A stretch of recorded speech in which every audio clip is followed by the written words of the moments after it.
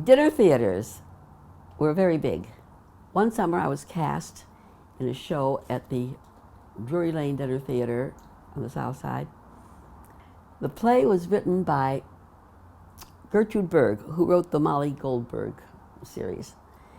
It was called Dear Me, the Sky is Falling. And the most remarkable thing I remember about that show was we were playing in 1969. And one night came over the loudspeaker that a man was put on the moon. There was a landing. And a hush came over all the actors who were waiting their cues in the green room. Couldn't believe it. And after the show, after we took our curtain calls, Virginia Graham always made a little personal thank you speech to the audience. And she commemorated the day. And that's one thing I'll never forget.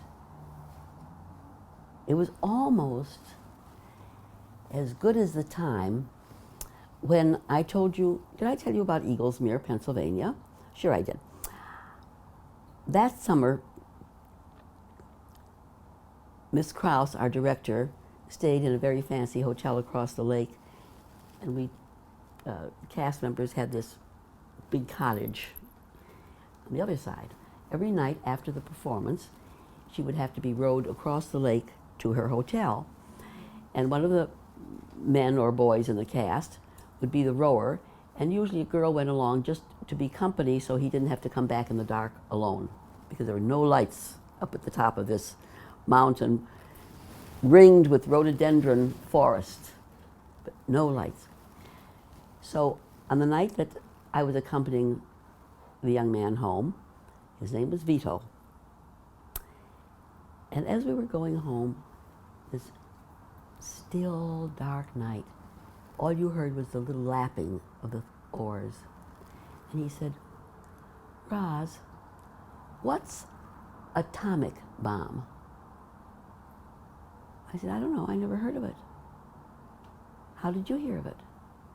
He said, "Well, I was in town this morning buying some provisions, and people were gathered around the newsstand talking about atomic bomb." In my mind and in his mind, it was spelled T-O-M-I-K. No idea. We were kind of isolated up there. I don't even know if we had a radio.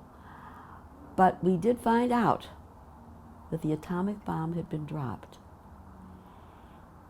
And that moment that I first heard that word on that dark, dark lake in that silent night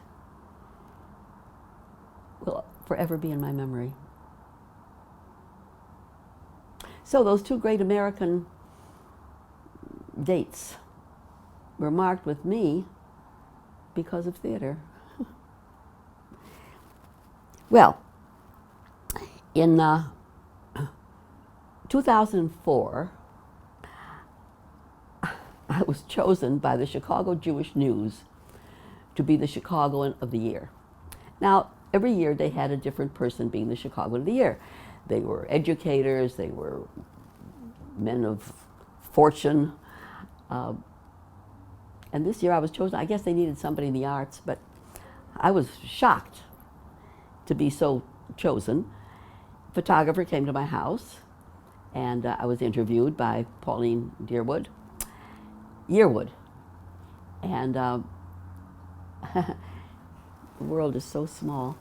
Pauline Dupkin Yearwood. Her father, Leonard Dupkin, made the first actors directory in Chicago back in the 40s when the AFTRA union, American Federation of Radio Artists, he made a booklet, a little glossy booklet with everybody's name, picture, and something about them. We used that constantly for contacts because he also had agencies involved. Well, when I first saw her column, I called and asked her if she was Leonard Dupkin. She said, "That was my father." I said, I was in that book when I was in college. She said she'd find it for me in the basement, but I guess she was too busy. But anyway, curious.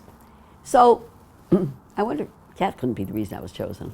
Anyway, the photographer came to the house and he took a picture of me sitting on the floor, surrounded by my scrapbooks, of which I have shelves full. And wouldn't you know that my dear old school chum, Edna Roth, now Edna Roth Cohen, had a plaque made and sent it to me.